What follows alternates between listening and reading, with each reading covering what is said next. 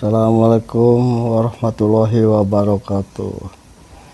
Saya akan menerangkan latar belakangnya, efek sampingnya dari pesugihan, entah pesugihan babi, pesugihan monyet, pesugihan ipri, tuyul, dan segala macam yang namanya pesugihan itu efeknya tuh sama, gak ada perbedaan.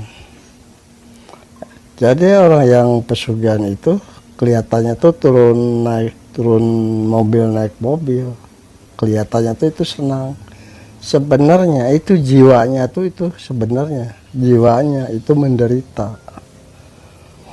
Makanya orang yang pengen pesugihan tolong sadar ya. Akan saya ceritakan masalah efek samping dari pesugihan antara di dunia dengan di alam gaib, efeknya tuh ya. Ada di situ entah di mana yang namanya pesugihan itu. Semua itu fisiknya tuh nggak ada yang benar, nggak ada yang bersih, semuanya dekil. Dekil itu ciri khas orang pesugihan, ciri khas. Jadi setiap pakaiannya tuh, penampilannya tuh ada kekurangannya tuh, ada keganjilannya tuh ada. Pakaiannya bagus, pakai jas, pakai segala macam. Dia kadang-kadang nggak pakai sepatu, kadang-kadang pakai sendal jepit. Sendal jepitnya juga beda warna. Kadang-kadang tanpa alas kaki, itu satu. Jadi di cara makannya itu beda. Jadi itu tergantung yang dia anut. Kalau seperti pesugihan monyet, dia kelakuannya seperti monyet, seperti kera begitu ya.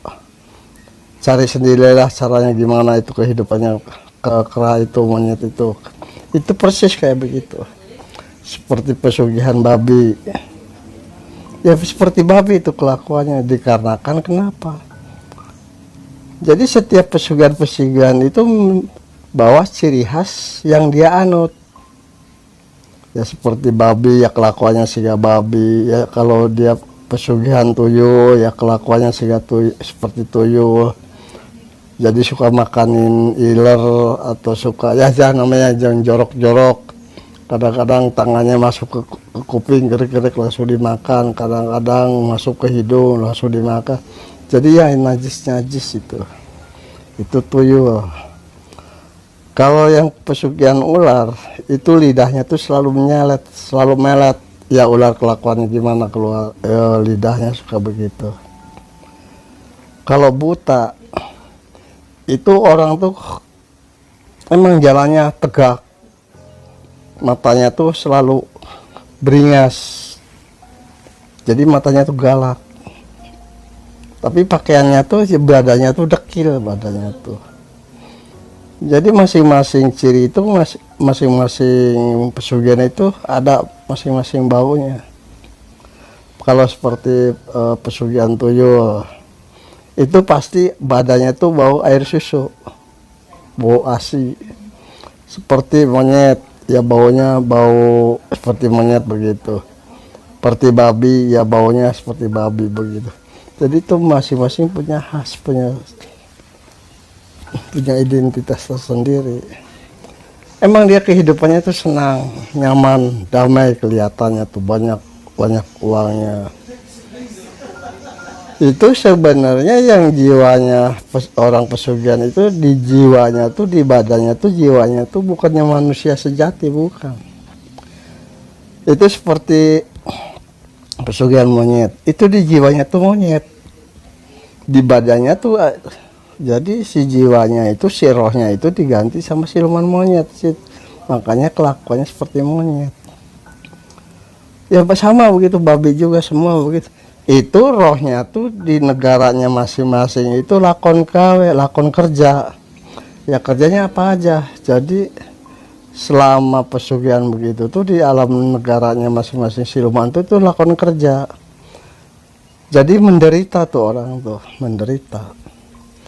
Emang kelihatan, jadi pesugihan itu sebenarnya ya senang nggak senang sebenarnya tuh, cuma kelihatannya aja banyak duit, turun mobil naik mobil tuh.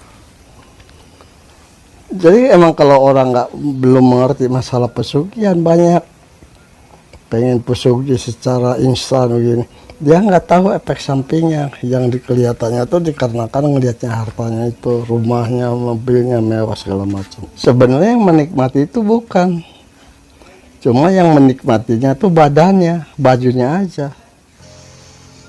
Kalau makan itu sangat menderita, biarpun banyak duit juga, mobil mewah tuh, makanya menderita. Kalau pesugihan babi, celeng, itu makannya tuh yang diwajibkan makannya itu cacing, kadang-kadang makan bangke, itu yang diwajibkan. Itu kalau pesugihan babi. Setiap tahunnya itu harus korban, harus wadal. Seperti ada lagi pesugihan tuyul, itu yang kena sasarannya tuh istrinya. Jadi bukannya, kebanyakan orang tuh yang nete itu menurut cerita dongeng itu, menurut, jadi tuyul itu yang nete, bukan, itu bukan tuyulnya yang nete, jadi orangnya, suaminya itu yang nete tuh. Jadi si tuyul itu masuk ke tubuhnya suaminya, di situ suaminya yang nete sampai habis, sampai darahnya tuh. Itu begitu. Jadi bukannya tuyulnya yang nete, bukan. Jadi suaminya, jadi si tuyul itu masuk ke meraga sukma ke jiwanya, ke badannya si suaminya, itu begitu. Itu semua begitu. Di dunianya aja itu udah menderita. Kalau pengen makan daging itu nggak bisa makan daging matang, tuh nggak bisa. Itu selalu makan daging mentah. Daging mentah juga yang udah bau, entah tuyulnya, entah babinya, entah monyetnya, entah butas, segala macam tuh begitu. Jadi kalau pengen makan daging itu beli dulu, beli, disimpan beberapa hari, udah bau baru dimakan. Itu yang namanya orang pesugihan tuh begitu. Jadi jangan dianggap enak, orang pesugihan tuh menderita. Susahnya lebih daripada orang susah. Itu orang yang pesugihan. Jadi kelihatannya tuh turun mobil, naik mobil, kalau ke sawah cuma kontrol aja, sebenarnya bukan itu. Itu jiwanya tuh di alam siluman itu menderita. Cuma yang senangnya aja, ya dibilang senang nggak senang sih, ya badannya aja turun mobil naik mobil. Tapi yang makanan sehari-harinya itu bisa dibilang makanan barang najis. Kadang-kadang kotorannya seperti kotorannya gitu ya, tainya gitu, kadang-kadang dimakan. Kata siapa? Saya lihat sendiri. Saya lihat sendiri, entah tuyulnya, entah babinya, entah monyetnya, entah segala bidang itu yang dimakan itu barang-barang najis. Jadi jangan sampai terjun ke dunia begitu pesugihan. Jangan. Seumpamanya kita kelibet masalah utang, berusahalah, berzikirlah, berwiridlah, minta sama yang kuasa. Insya Allah lambat laun bakal dikasih. Insya Allah. Asal dengan syarat batinnya harus bersih, harus suci jiwanya, jangan punya pikiran keserakan atau apa. Sebenarnya gampang kok sebenarnya. Tapi yang namanya manusia itu pengennya tuh instan, pengennya tuh. Jadi jiwanya tuh di alam masing-masing negara itu lakon kerja, lakon gawe. Mending kerjanya ringan itu berat. Selama pesugihan itu, selama dia terus sebelum waktunya diambil, sebelum waktunya habis kontrak, itu selalu. Jadi kalau mau dia kan jadi diukurnya oleh wadal korban. Setiap tahun ada yang 2, ada yang 3, wah banyak lah. Itu yang namanya buta. Pesugihan buta itu paling banyak.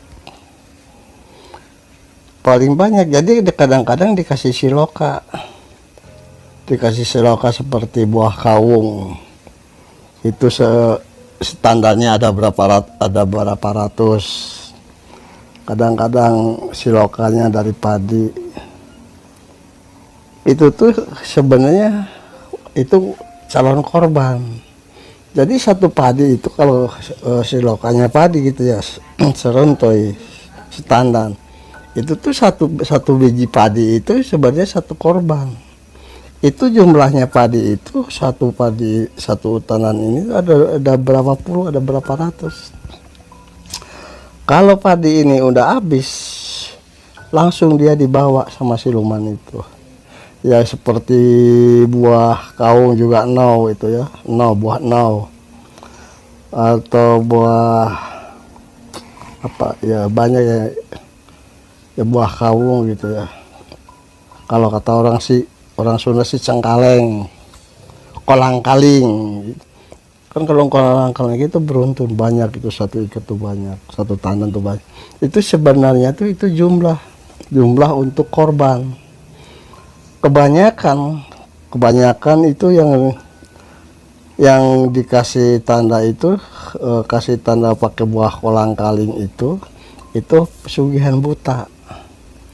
Kalau seperti ipri sama pakai buah kolang-kaling.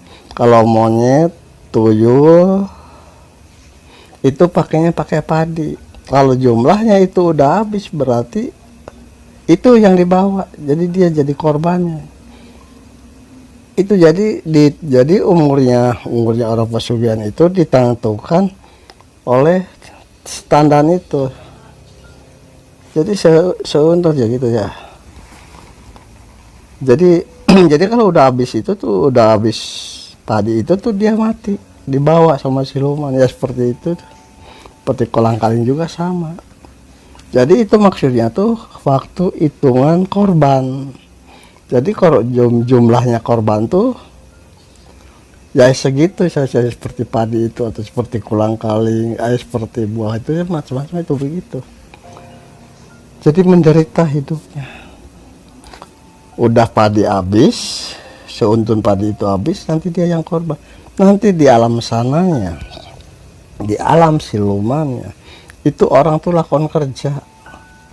Ada yang ya kerjaan berat-berat yang nggak mampu dihadapi. Itu selalu begitu, entah perempuannya, entah laki-lakinya, selalu begitu. Jadi dikerja, begitu dia masuk ke alam pesugihan, dia langsung mulai kerja sangat berat. Kerjanya tuh nggak ada siang, nggak ada malam, selalu kerja 24 jam. Dikarenakan udah punya perjanjian. Jadi kalau dengar cerita ini tolong jangan sampai tergiur oleh pesugihan. Berat resikonya, udah dicabut hak surga, udah menderita. Tuh jadi di alam sadar aja kalau udah meninggal tuh lakukan kerja. Ya kerjanya sangat berat. Ada yang informasi, ada yang bikin menara, ada informasi ini dari ya bisa dibilang orang ngerti juga, ada informasi. Jadi orang jadi hasil dari pesugihan itu, orang lakon kerjanya tuh bikin menara ke atas, bikin menara. Jadi menara itu dibikinnya tuh pakai batu. Itu bikin menara. Udah ada suara azan subuh, rontok lagi. Disusun lagi, suara azan duhur, rontok lagi, disusun lagi. Udah asar runtuh, itu selalu begitu. Itu informasi dari teman saya itu begitu. Emang benar juga sih, masalahnya saya juga udah pernah penyelusuran ke alam siluman, ke alam pesugihan udah pernah. Emang benar di situ banyak. Ada yang kalau seperti di daerah, nah ini nggak usah ceritain. Ada digantung, pada digantung seperti burung ya, dijemur gitu kalau pagi-pagi. Itu selalu begitu, ada yang dijemur, digantung dan segala macam, itu banyak. Kalau kita yang datang mau